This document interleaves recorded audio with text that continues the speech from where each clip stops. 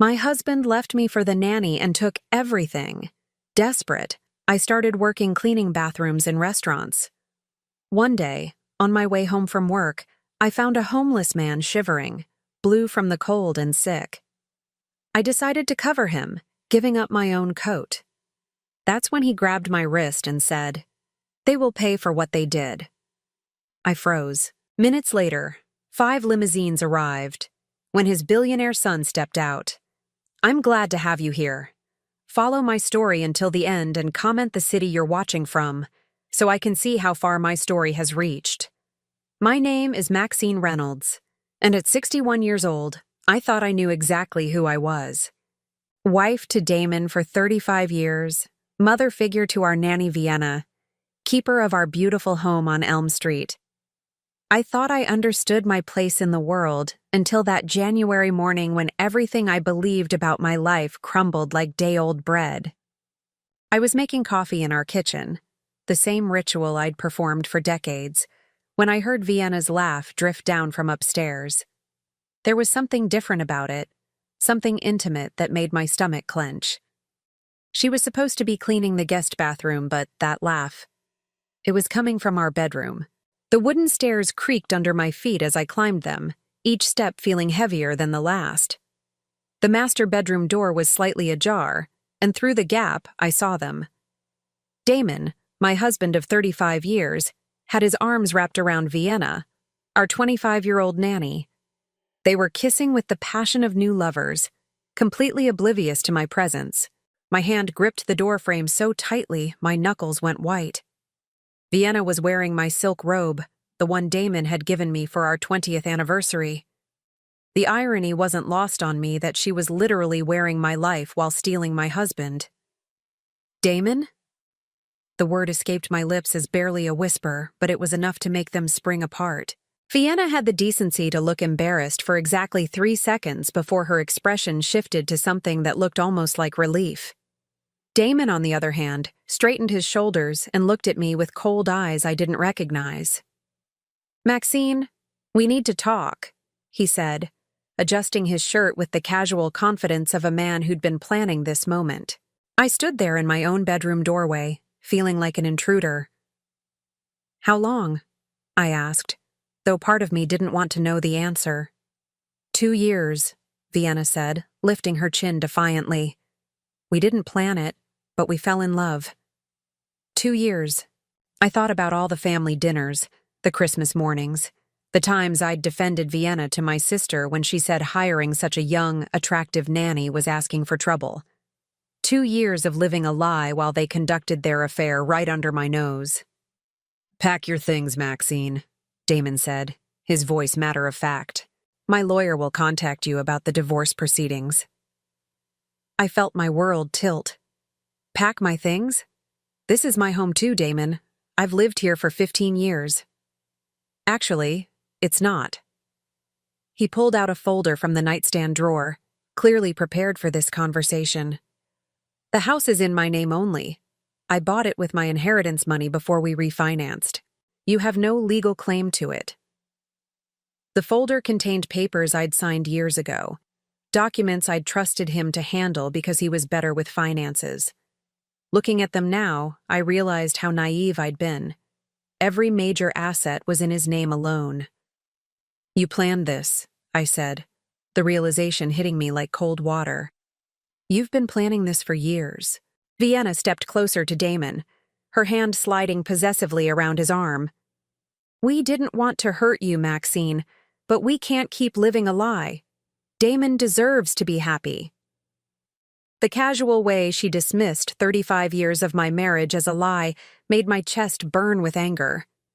But it was Damon's next words that truly destroyed me. "You've let yourself go, Maxine. Look at yourself." His eyes swept over me with disgust. "When was the last time you went to the gym? When was the last time you made an effort with your appearance? Vienna makes me feel young again, alive again." I looked down at myself, seeing what he saw. 61 years old, gray roots showing because I'd been putting off salon appointments to save money for Vienna's college fund.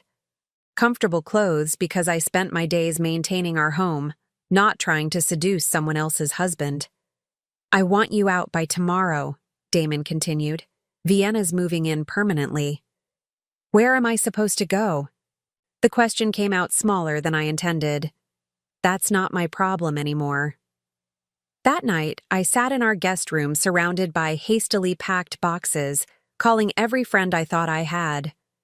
Most of the calls went to voicemail. The few who answered offered lukewarm sympathy and excuses about why I couldn't stay with them. These women I'd known for decades, hosted for dinner parties, supported through their own divorces, suddenly had no room in their lives for me. The attorney Damon hired was ruthless. Judge Patricia Wells seemed determined to move through our case as quickly as possible, barely glancing at the evidence I tried to present about my contributions to our marriage. 35 years of partnership meant nothing when all the assets were legally in Damon's name. Mrs. Reynolds, the judge said, barely looking up from her papers, you have no documented financial contributions to the marital assets. The prenuptial agreement you signed waives your right to alimony. The court awards you a settlement of $12,000 and requires you to vacate the marital home within 72 hours. $12,000. For 35 years of marriage, that's what my life was worth. I moved into a studio apartment on Oak Avenue, 942 Oak Avenue, Unit 3B to be exact. $850 a month for a space smaller than our old master bathroom. The walls were thin, the neighbors loud, and the single window faced a brick wall so close I could touch it if I opened the window and reached out. The job search was humiliating. At 61, with no recent work experience, my options were limited. Department stores wanted younger faces. Offices wanted computer skills I didn't have. The only places that would hire me were the ones desperate enough to take anyone willing to work for minimum wage. Murphy's Family Restaurant on 3rd Street hired me to clean bathrooms and mop floors. $11 an hour, 25 hours a week. The work was backbreaking, the chemicals harsh on my hands, but it was honest work. I also picked up shifts at Corner Coffee, wiping down tables and refilling napkin dispensers for $10.50 an hour. Every morning, I woke up in that cramped studio and wondered how my life had shrunk so small. The woman who used to plan charity galas was now scrubbing toilets. The woman who used to worry about which wine to serve with dinner was now counting quarters to buy ramen noodles. Meanwhile, Vienna had moved into my old life seamlessly. I tried not to look, but social media made it impossible to avoid completely. There she was, posting photos from my garden, wearing my jewelry, sleeping in my bed with my husband. She even had the audacity to post a picture wearing my favorite blue dress, the one I'd worn to our 25th anniversary dinner, with the caption, "Living my best life with my love." The comments were full of people I used to call friends, congratulating her on her happiness, calling her and Damon a beautiful couple. No one mentioned me. It was as if I'd been erased from my own life. 3 months after the divorce was finalized, I was walking home from my evening shift at Murphy's when I saw Vienna and Damon at Giovanni's, the Italian restaurant where he used to take me for special occasions. They were sitting at our table, the corner booth with the view of the garden. Vienna was wearing my pearl earrings, the ones that had belonged to my grandmother. I stood on the sidewalk outside, invisible behind the glass, watching them share dessert and laugh at something on Vienna's phone. Damon looked younger, more animated than I'd seen him in years. Vienna looked radiant, glowing with the confidence of a woman who'd won everything she'd wanted. That's when it hit me that this wasn't temporary. This wasn't a midlife crisis that would burn itself out. This was my new reality. They had my house, my friends, my husband, my life. And I had nothing but a studio apartment that smelled like industrial bleach and a job that left my back aching every night. I walked the rest of the way home in the dark, my feet heavy on the cracked sidewalk. In my mailbox, there was a single envelope with no return address. Inside was a photo. Vienna and Damon in what used to be my kitchen. Vienna wearing my wedding ring on a chain around her neck like a trophy. On the back, someone had written, "Some people get everything they deserve." By September, I had perfected the art of being invisible. 6 months had passed since the divorce, and I'd learned to move through the world like a shadow, eyes down, shoulders hunched, trying not to take up too much space. The woman who used to command attention at charity events now scurried from job to job, hoping no one from my old life would recognize me. The routine never varied. Morning shift at Corner Coffee from 6 to noon, cleaning tables and restocking supplies while trying to avoid the breakfast rush of professionals who looked right through me. Then a quick change of clothes in the tiny employee bathroom before heading to Murphy's restaurant for the evening shift, mopping floors and scrubbing toilets until midnight. My hands were permanently stained now, cracked and raw from the industrial cleaning chemicals. I'd tried wearing gloves, but they made it harder to grip the mop handle, and I couldn't afford to lose either job. Every dollar counted when you were living on the edge of homelessness. The studio apartment had become my entire world. 942 Oak Avenue, Unit 3B, 4th floor, no elevator. The walls were so thin I could hear every argument from the neighbors, every footstep in the hallway. The radiator clanked all night when it worked, which wasn't often. When it didn't work, I slept wearing every piece of clothing I owned. I'd pawned my wedding ring in July when the electricity bill came due. $2,300 for a ring that had symbolized 35 years of marriage, sold to a bored teenager behind bulletproof glass who barely looked at it before making his offer. I took it because I needed to eat and keep the lights on. Vienna, meanwhile, was living her best life on social media. Every day brought new photos of her and Damon at expensive restaurants, weekend trips to the mountains, shopping sprees downtown. She'd had her hair done at the salon I used to frequent, gotten her nails done at my old spa, was wearing clothes I recognized from my own wardrobe. The worst part wasn't the luxury, though. It was how young and vibrant she looked beside Damon. In 35 years of marriage, I'd rarely seen him smile the way he smiled at her. It made me wonder if he'd ever truly loved me, or if I'd just been convenient until something better came along. September 3rd started like any other day. The coffee shop was busier than usual, filled with students from the nearby college grabbing caffeine before morning classes. I was wiping down tables, trying to stay out of everyone's way, when a group of young women settled into the corner booth. "Oh my God, is that her?" one of them whispered, not quite quietly enough. I kept my head down, but I could feel them staring. One of them was holding up her phone, probably showing the others something. "That's definitely her," another one said. Vienna posted a story about her yesterday. Said she felt bad for her, but that some people just can't handle getting older gracefully. My cheeks burned, but I kept wiping the same table over and over, pretending I couldn't hear them. She used to be married to Vienna's boyfriend, right? Before Vienna? Yeah, Vienna says she was really bitter about the divorce, like obsessed with getting revenge or something. That's why Vienna and Damon had to get a restraining order. My hand stopped moving. Restraining order? I'd never contacted either of them since the divorce. I'd gone out of my way to avoid them completely. "Vienna's so brave for speaking out about it," the first girl said. "Dealing with a crazy ex-wife can't be easy." I wanted to turn around, to tell them they were wrong, that I'd never done anything to Vienna or Damon except exist. But what was the point? They'd already decided who was the villain in this story. And it wasn't the young, beautiful woman who'd stolen someone else's husband. I finished my shift in silence and walked to Murphy's restaurant with my head full of static. Vienna was telling people I was dangerous, unstable, seeking revenge. She was rewriting history to make herself the victim and me the villain.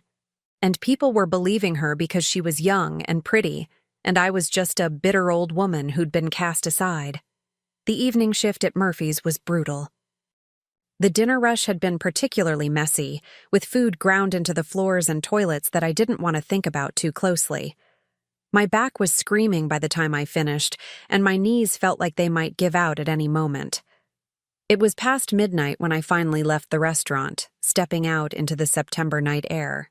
It had been warm during the day, but now there was a chill that cut through my thin jacket.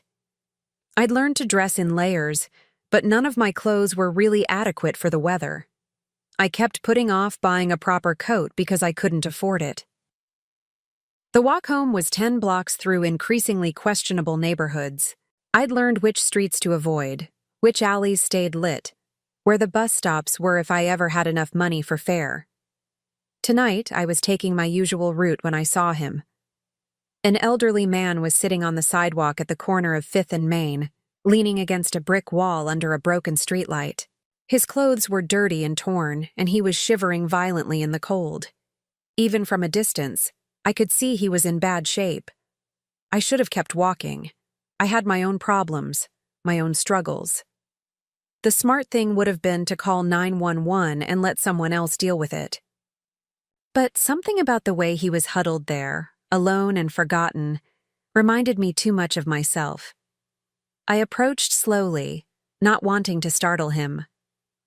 As I got closer, I could see he was older than I'd first thought, probably in his 70s. His clothes were expensive once upon a time, but now they were filthy and inadequate for the weather. His face was gaunt, his lips tinged blue from the cold. "Sir?" I said gently. "Are you okay?" He looked up at me with eyes that seemed far too alert for someone in his condition. "Cold," he whispered. "So cold." Without thinking, I shrugged out of my jacket. It wasn't much, just a thin windbreaker I'd bought at a thrift store, but it was better than nothing. I draped it around his shoulders, even though it left me standing in just a t-shirt and jeans in the 40-degree night. "There's a shelter about 6 blocks from here," I told him. "Can you walk?" He shook his head weakly. No phone, no one to call. I looked around, hoping to see someone else, anyone else who could help. But the street was empty except for distant traffic and the occasional police siren. I pulled out my phone and dialed 911, requesting an ambulance for a homeless man who needed medical attention. While we waited, I sat down beside him on the cold sidewalk, sharing what little body heat I had. He was shaking so badly, I was worried about hypothermia. "What's your name?" I asked, trying to keep him conscious. "Harrison," he mumbled. "Harrison Blackstone." I'd heard that name somewhere before, but I couldn't place it. "Do you have family, Harrison? Someone I could call?" His grip on my jacket tightened. "Had a son. Lost him. Lost everything." The paramedics arrived 15 minutes later, but it felt like hours. I'd given Harrison my phone number, though I doubted he'd remember it. As they loaded him onto the stretcher, he grabbed my wrist with surprising strength. "They will pay," he said, his voice suddenly clear and strong. "They will pay for what they did to you." I stared at him, confused. "I'm sorry." "The ones who hurt you. I can see it in your eyes. They will pay." Before I could ask what he meant, the paramedics were wheeling him away. I stood on the sidewalk in my t-shirt, watching the ambulance disappear into the night, wondering what he'd seen in my face that made him say that. The walk home was miserable without my jacket. By the time I reached my building, I was shivering as badly as Harrison had been. I climbed the 4 flights of stairs to my apartment, my teeth chattering, my hands too cold to work the key properly. Inside, I made a cup of instant coffee with hands that shook from more than just the cold. I kept thinking about Harrison's words. "They will pay for what they did to you." It was like he'd looked into my soul and seen all the hurt and humiliation I'd been carrying. I tried to put it out of my mind as I got ready for bed, but something about the encounter stayed with me. There had been something in Harrison's eyes, something that suggested he was more than just another homeless man on the street. The next morning, I called the hospital to check on him, but they wouldn't give me any information since I wasn't family. I left my name and number with the nurse, asking her to tell him that Maxine had called to check on him. 3 days passed without any word. I went to work, came home, repeated the cycle, but I couldn't stop thinking about that night. About the way Harrison had looked at me, the certainty in his voice when he'd made that promise about making someone pay. On Saturday morning, my day off, I was doing laundry in the building's dingy basement when I heard a commotion outside. Car doors slamming, voices calling orders, the sound of expensive engines idling. I looked out the small basement window and saw something that made my heart stop. 5 black limousines were parked outside my building, their windows tinted so dark I couldn't see inside. Men in dark suits were standing beside them, talking into earpieces like something out of a movie. And walking toward my building's entrance, moving with the confidence of someone accustomed to having doors opened for him, was a man in an expensive overcoat who looked remarkably like Harrison. But this Harrison was clean, well-dressed, and surrounded by people who clearly worked for him. This wasn't the homeless man I'd found on the street. This was someone with serious money and serious power. My phone rang, echoing in the empty laundry room. Unknown number. "Hello?" "Maxine," Harrison's voice said, clear and strong now. "We need to talk." I stared at my phone in disbelief, Harrison's voice still echoing in my ear as I watched through the basement window. The man approaching my building looked nothing like the shivering homeless person I'd helped 3 nights ago. This Harrison moved with purpose, his posture straight and commanding, flanked by what could only be bodyguards or assistants. "I don't understand," I said into the phone, my voice barely above a whisper. "How did you find me? How do you have my number? You gave it to me, remember, when the paramedics came." His voice was warm, patient. "Maxine, I know this is confusing. Could you come upstairs? I'd like to explain everything." My hands were shaking as I climbed the 4 flights to my apartment, abandoning my half-finished laundry. Each step felt surreal, like I was walking through someone else's life. 3 days ago, I'd been scrubbing toilets and giving my jacket to a homeless man. Now that same man was calling me from a fleet of limousines parked outside my building. I reached my door just as there was a soft knock. Through the peephole, I saw Harrison standing there alone, though I could hear quiet voices from the hallway behind him. He looked distinguished now, wearing a charcoal wool overcoat that probably cost more than I made in 6 months. His gray hair was neatly combed, his face clean-shaven, but his eyes were the same ones that had looked at me with such strange intensity that night. I opened the door slowly, still trying to reconcile the 2 versions of Harrison I'd encountered. "May I come in?" he asked gently. I stepped aside, suddenly embarrassed by my tiny apartment. Harrison entered and looked around without judgment, taking in the second-hand furniture, the clothes hanging from every available hook, the stack of bills on my single table. "Please sit," I said, gesturing to the only decent chair I owned. "Can I get you some coffee? It's instant, but—" "That would be lovely, thank you." As I busied myself with the coffee, Harrison settled into the chair with the careful movements of someone older than he appeared. When I handed him the mug, our fingers touched briefly, and I noticed his hands were soft now, manicured. Nothing like the rough, cold hands I'd held that night. "You're confused," he said, reading my expression. "Of course you are. Let me start at the beginning." I sat on the edge of my bed, the only other place to sit in the cramped space, and waited. "My name is Harrison Blackstone. I'm 73 years old, and until 3 days ago, I was one of the loneliest men in Dallas." He paused, sipping the instant coffee without complaint. "I built Blackstone Industries from nothing 40 years ago. Hotels, real estate, manufacturing. The company is worth approximately $2.8 billion. I nearly choked on my coffee. Billion? Yes, but money means nothing when you have no one to share it with, no one who cares whether you live or die." His voice carried a weight of sadness that seemed to age him before my eyes. "I made many mistakes over the years, Maxine. The biggest was losing my son." Harrison set down his mug and stared out my small window at the brick wall beyond. "Marcus and I had a falling out 15 years ago. He disagreed with some of my business practices, thought I was too ruthless, too focused on profit over people.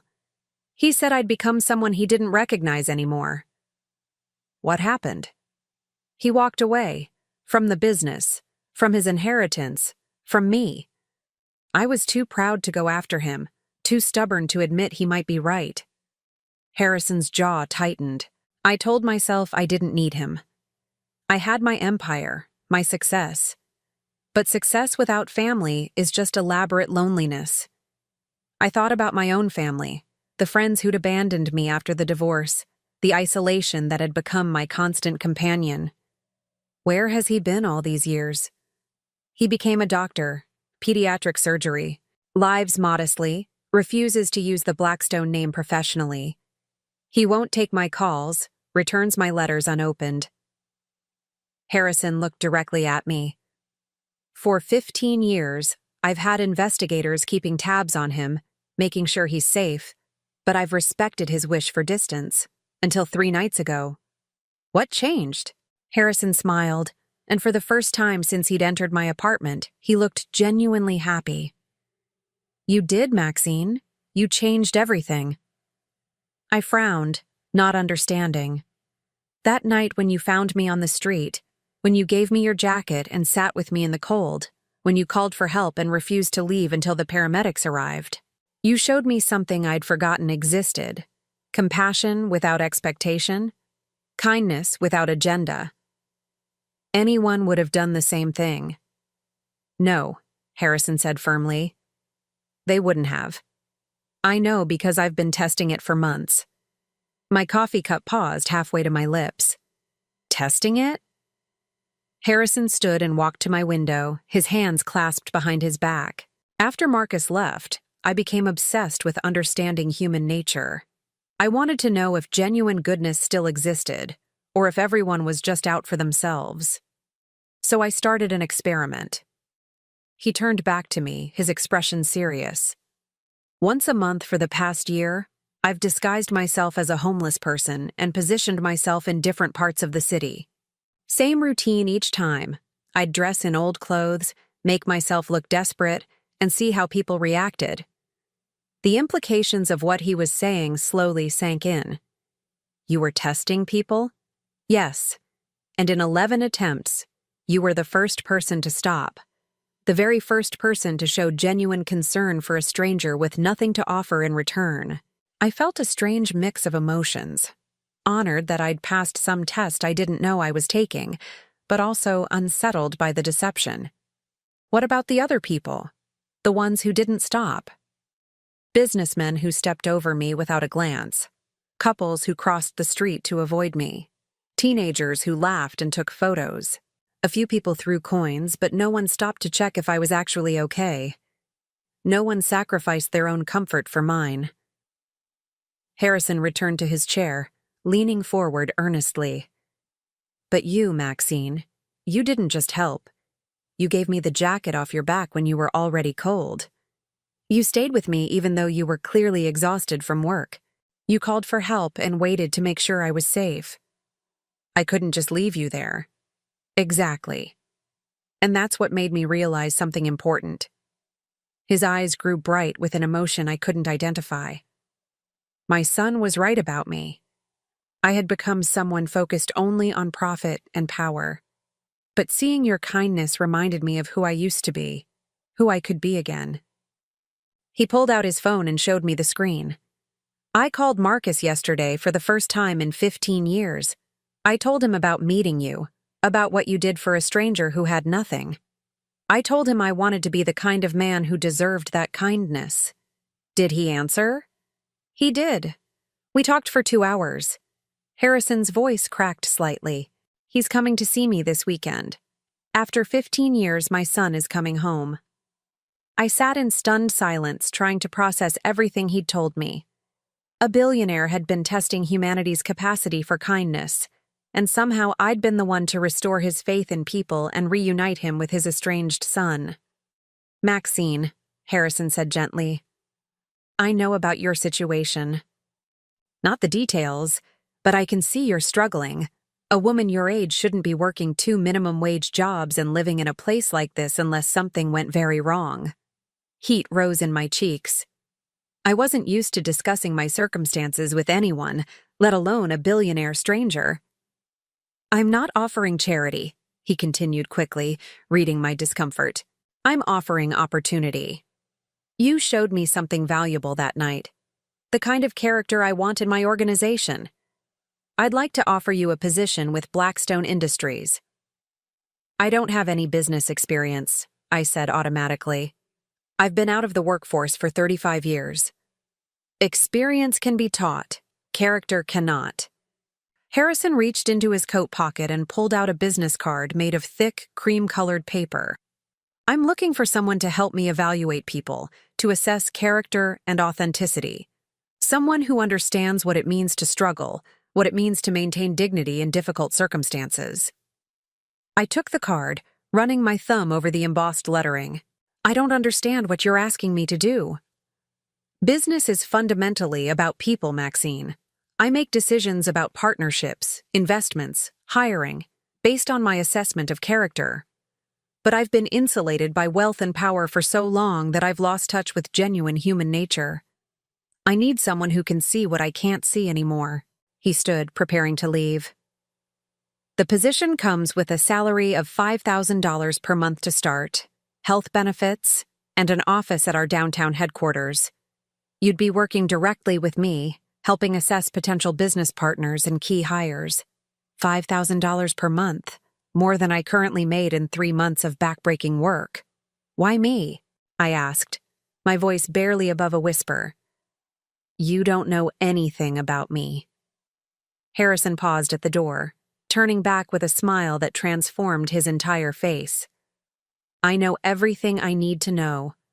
You're someone who gives away your coat when you're already cold, who sits on a sidewalk with a stranger in the middle of the night, who sees suffering and responds with action instead of indifference.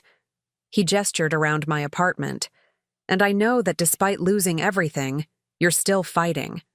You're working 2 jobs, paying your bills, maintaining your dignity. That tells me you have the strength to rebuild, and the character to rebuild honorably. I need time to think about this. Of course. Take all the time you need. He handed me another card, this one with a phone number written on the back. This is my personal number. Call me when you're ready to talk. After he left, I sat in my tiny apartment holding his business cards, trying to convince myself this had really happened. Outside my window, I could hear the limousines starting up, expensive engines purring as they pulled away from my building. I thought about Vienna, probably posting another social media update from my old house. I thought about Damon, living his new life without a care for the woman he'd discarded. I thought about the friends who'd abandoned me, the judge who'd dismissed 35 years of marriage as worthless, the people who looked through me like I didn't exist. For months, I'd felt powerless, invisible, forgotten. But sitting there with Harrison's offer in my hands, I felt something I hadn't experienced since January. I felt like maybe, just maybe, this wasn't the end of my story. It was the beginning of something entirely different. I spent 3 sleepless nights staring at Harrison's business card, turning it over in my hands until the edges were soft from wear. The thick cream paper felt substantial, real, but the opportunity it represented seemed too good to be true.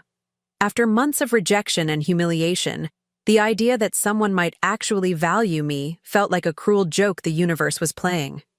On Tuesday morning, I called in sick to both my jobs for the first time since I'd started working them. I couldn't face another day of scrubbing toilets and wiping tables while Harrison's offer burned a hole in my mind. Instead, I sat in my apartment researching Blackstone Industries on my phone, trying to understand exactly who Harrison was and whether his offer could possibly be legitimate. The search results were staggering. Blackstone Industries was indeed worth billions, with holdings across the country. Harrison's photo appeared in dozens of business articles, always looking composed and powerful in expensive suits. There were mentions of his estranged son, a doctor who'd chosen to distance himself from the family business, but very little detail about their relationship. What struck me most was how different Harrison looked in these professional photos compared to both versions I'd met, the homeless man on the street and the gentle visitor to my apartment. In the business articles, his expression was cold, calculating, exactly the kind of ruthless businessman his son had apparently rejected. By Thursday, I couldn't stand the uncertainty anymore. I picked up my phone and dialed his personal number before I could change my mind. "Maxine," Harrison answered on the second ring, as if he'd been waiting for my call. "I was hoping to hear from you." "I've been thinking about your offer," I said, my voice steadier than I felt. "I'm interested, but I have questions." "Of course you do. Would you like to meet for coffee? Somewhere more comfortable than your apartment?" We arranged to meet at a small cafe downtown, away from my neighborhood and away from his business district. I chose my best outfit, which wasn't saying much. A navy blue dress I'd bought at a consignment shop and the only pair of shoes I owned that weren't designed for standing on restaurant floors for hours. Harrison was already there when I arrived, sitting in a corner booth with 2 cups of coffee waiting. He looked more casual than during his apartment visit, wearing a simple gray sweater and dark pants, but still unmistakably expensive. When he saw me, he stood and smiled warmly. "Thank you for coming," he said, gesturing for me to sit. "I took the liberty of ordering you a latte. I hope that's all right." "It's perfect." I slid into the booth across from him, wrapping my hands around the warm cup. It had been months since I'd had a real latte instead of instant coffee. "Harrison, I need to understand what you're really asking me to do. This position you've described, evaluating character, it sounds too vague to be a real job." Harrison nodded approvingly. "Smart question. Let me be more specific."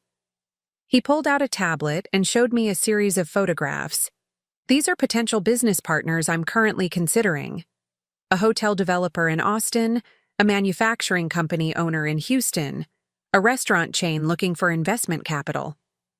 I studied the faces, ordinary-looking business people in professional headshots. "What I need," Harrison continued, "is someone to meet with these people, spend time with them, and give me honest assessments of their character. Are they trustworthy? Do they treat employees fairly? Are they the kind of people I want to be in business with long-term?" "You want me to spy on them?" "Not spy, no. I want you to be yourself, a potential consultant perhaps, or someone considering their services. Have conversations, observe how they interact with staff, with family, with people they think can't help them." Harrison leaned forward. "I've learned that people reveal their true nature when they think no one important is watching." I thought about this, understanding the logic but feeling uncomfortable with the deception. Why not just do background checks? Hire private investigators? I do that too, but financial records and legal histories don't tell you if someone treats waiters rudely or lies to their spouse. They don't tell you if someone is kind to people who can't benefit them. His expression grew serious.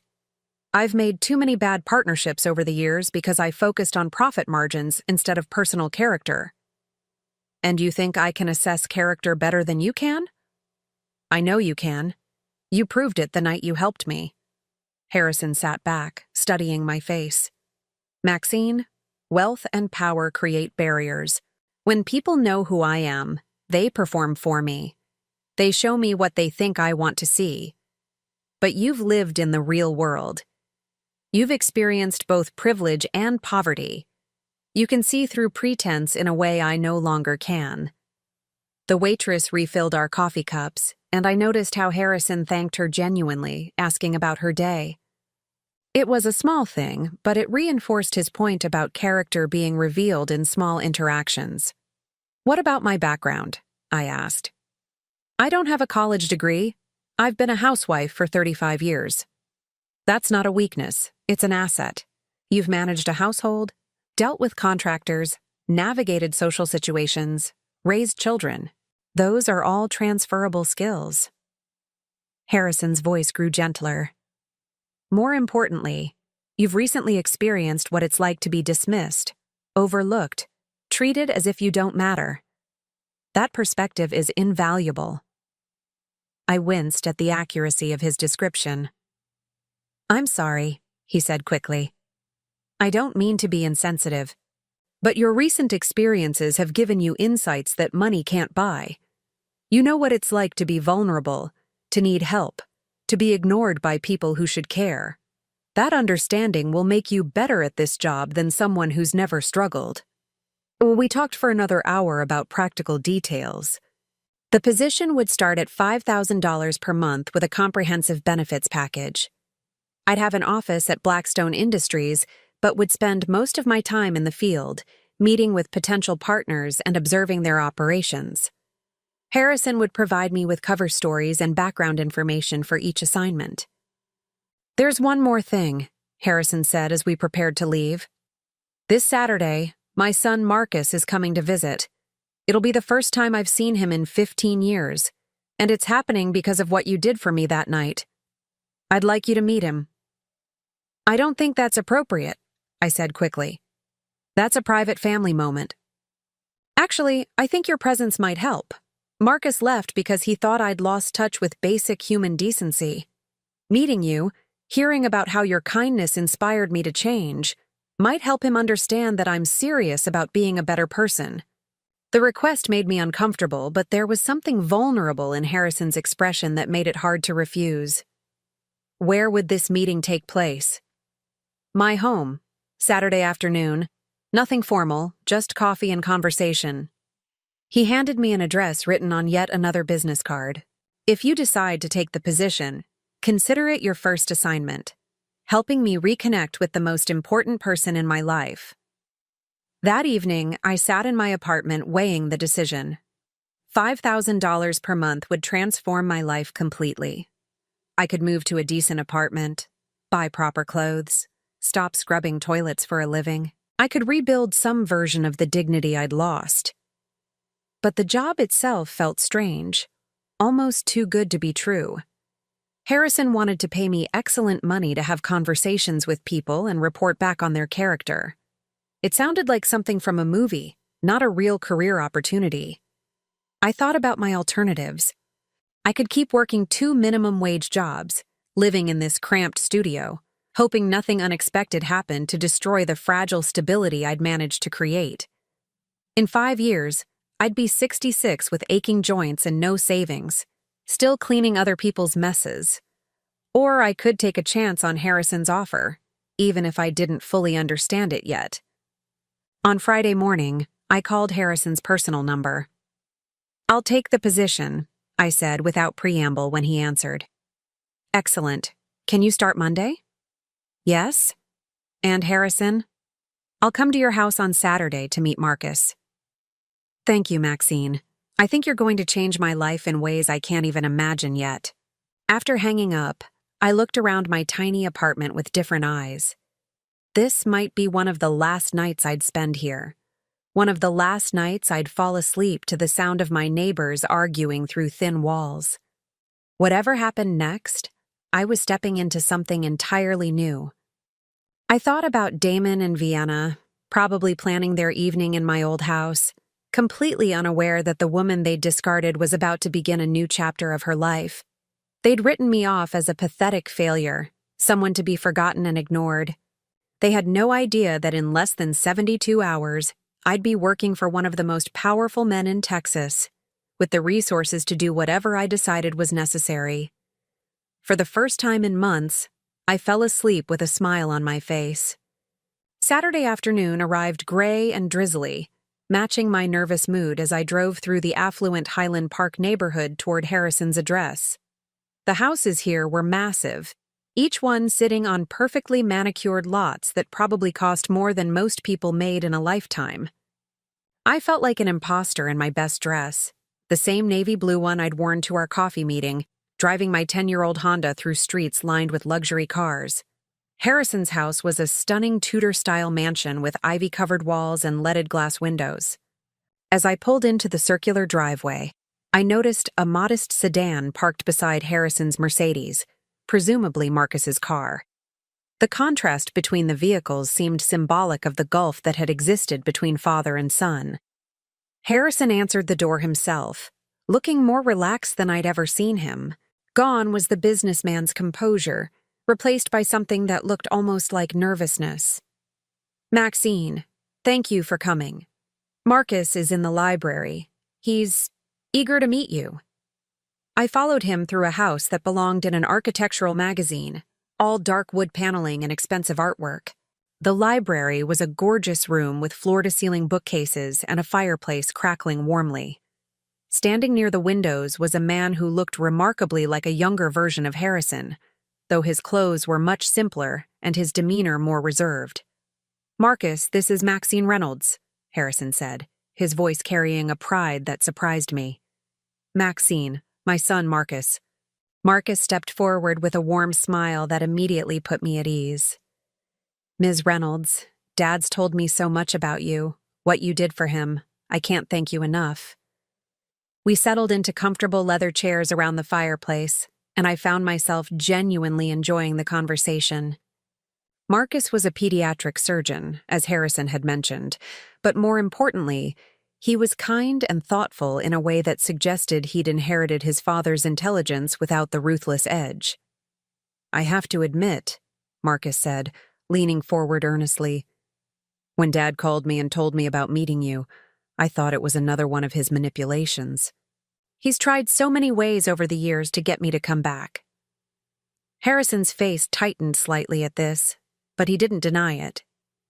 "But then he told me the whole story, about disguising himself as homeless, about testing people's character, about how your kindness made him realize what he'd become." Marcus looked between his father and me. That's not the kind of story he would have made up 5 years ago.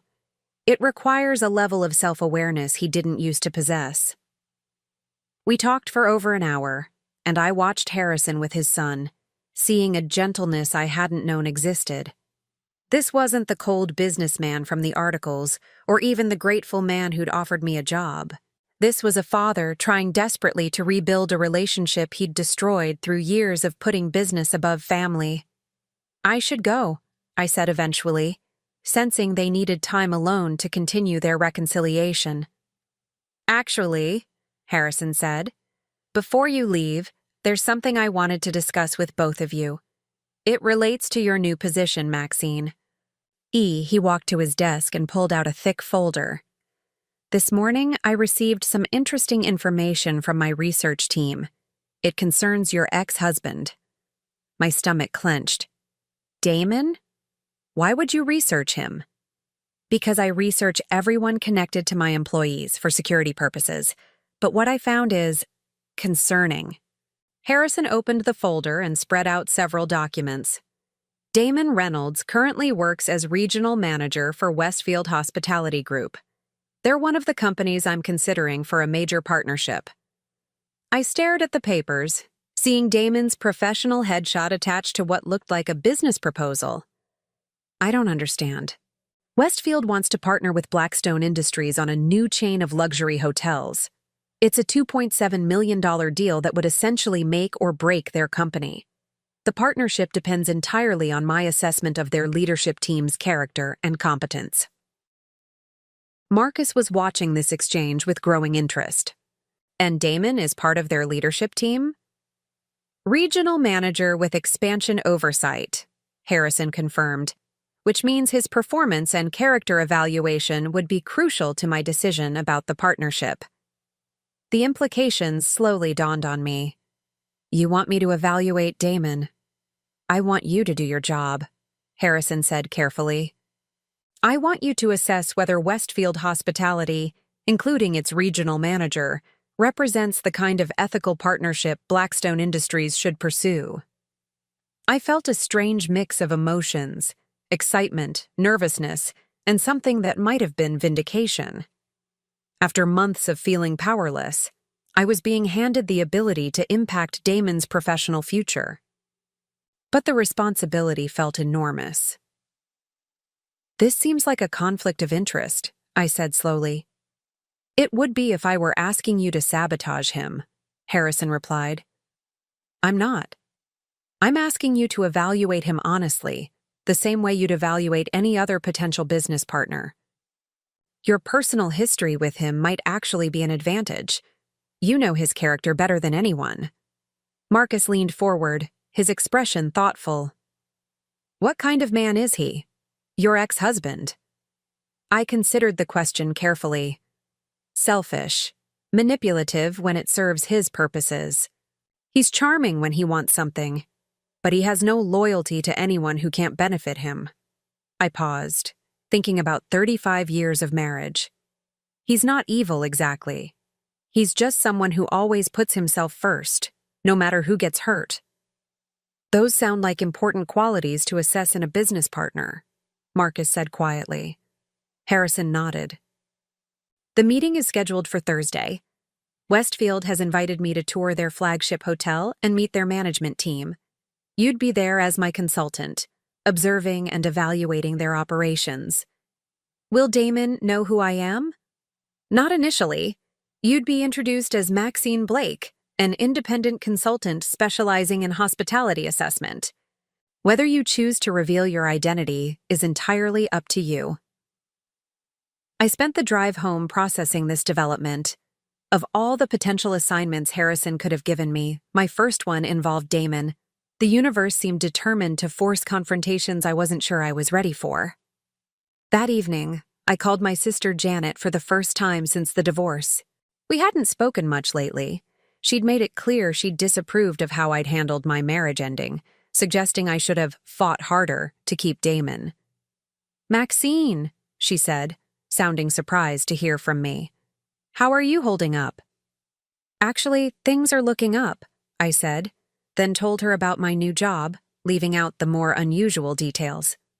"That's wonderful. I was so worried about you after everything with Damon and that nanny."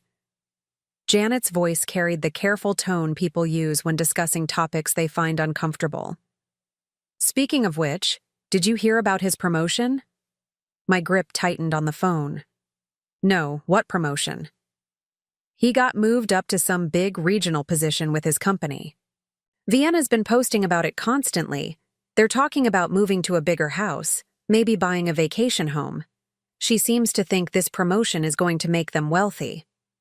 I thought about the $2.7 million deal Harrison had described, the partnership that would transform Westfield from a mid-level company into a major player in the hospitality industry. If the deal went through, Damon would likely receive substantial bonuses and stock options. He and Vienna would indeed become wealthy. If the deal went through. "That's nice for them," I managed to say. "I know it must be hard to hear," Janet said sympathetically, "but you're doing so well on your own. This new job sounds perfect for you." After hanging up, I sat in my apartment thinking about Thursday's meeting. I had the power to influence whether Damon got the future he and Vienna were already celebrating. The question was, what kind of person did I want to be? The woman who'd given her coat to a homeless stranger wouldn't sabotage someone out of personal vendetta. But the same woman also wouldn't ignore genuine character flaws that could impact a business partnership. I pulled out a notebook and began writing down everything I knew about Damon's character, his work ethic, his treatment of others. If I was going to evaluate him professionally, I needed to separate my personal hurt from objective assessment. The list I created was damning, but it was also honest. Damon was someone who took credit for others' work, who blamed subordinates for his mistakes, who treated service workers dismissively. These weren't just personal grievances, they were legitimate business concerns. By Thursday morning, I felt prepared. I dressed in the new suit Harrison had provided, part of my professional wardrobe budget, and met him at Blackstone Industries headquarters. The building itself was intimidating, a gleaming tower of glass and steel that announced its owner's success to the entire city. "Remember," Harrison said as we rode the elevator to the parking garage, "you're Maxine Blake, consultant. Your job is to observe and evaluate. Be yourself, but be professional." The Westfield flagship hotel was impressive, a luxury property downtown that catered to business travelers and wealthy tourists. The lobby was elegant without being ostentatious, and the staff seemed well-trained and attentive. From a purely business perspective, it looked like the kind of operation Blackstone might want to partner with. The management team was waiting in a conference room on the executive floor. I recognized several faces from the research Harrison had provided, but my attention focused immediately on the man sitting at the head of the table. Damon looked good. Better than he had during our marriage, actually. His hair was styled differently, He'd lost some weight, and his suit was more expensive than anything he'd owned when we were together. Success, or the prospect of it, suited him. "Harrison, welcome to Westfield," said the CEO, a polished man in his 50s named Richard Westfield. "Let me introduce our leadership team." He went around the table, introducing various vice presidents and managers, until he reached Damon. "And this is Damon Reynolds, our regional manager for expansion. Damon's been instrumental in identifying potential markets for our growth strategy." Damon stood and shook Harrison's hand confidently. "Mr. Blackstone, it's an honor to meet you. I've followed your company's success for years." "Thank you," Harrison replied smoothly. "This is Maxine Blake, my consultant. She specializes in operational assessment." Damon turned to me with the same charming smile he'd once used on me, his hand extended. For a moment, I thought he might recognize me. After all, we'd been married for 35 years. But his expression remained politely professional. To him, I was just another business consultant, invisible and unremarkable. "Ms. Blake," he said, shaking my hand briefly, "I look forward to hearing your assessment of our operations." I smiled back, my voice steady. "I'm sure it will be very thorough, Mr. Reynolds." The hotel tour took 3 hours, and I spent every minute observing Damon with the careful attention Harrison had trained me to use. What I saw was exactly what I'd expected, but somehow worse when viewed through professional eyes rather than the lens of a hurt wife. Damon was charming with the executives, deferential to Harrison, but dismissive with lower-level staff.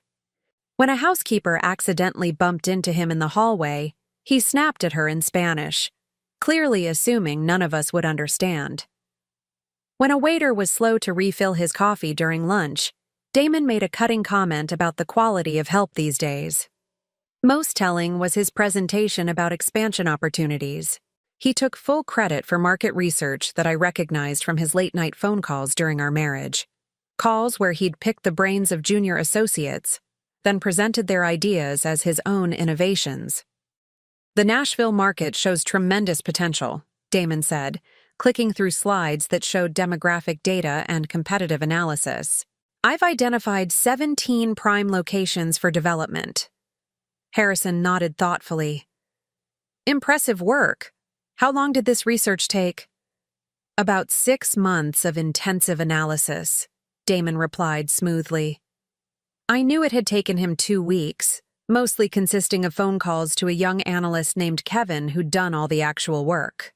Kevin had called the house several times, excited to discuss his findings with Damon, not realizing his boss was simply mining his insights.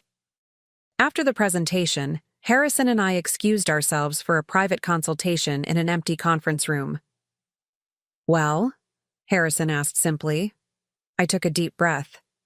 He's exactly what I expected. Charming, presentable, completely self-serving. He treats staff poorly, takes credit for others' work, and lies when it's convenient. Specific examples?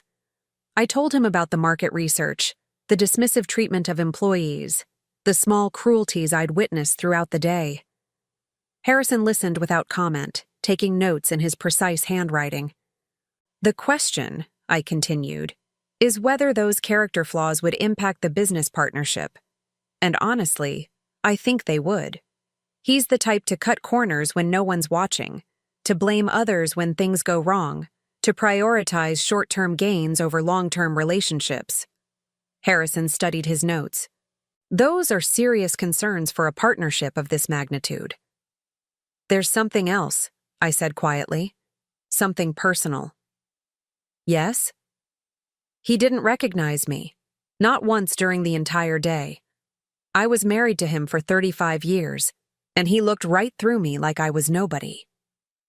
I felt a strange mix of hurt and liberation saying it out loud. "I don't think it's because I look so different. I think it's because he never really saw me in the first place." Harrison was quiet for a long moment.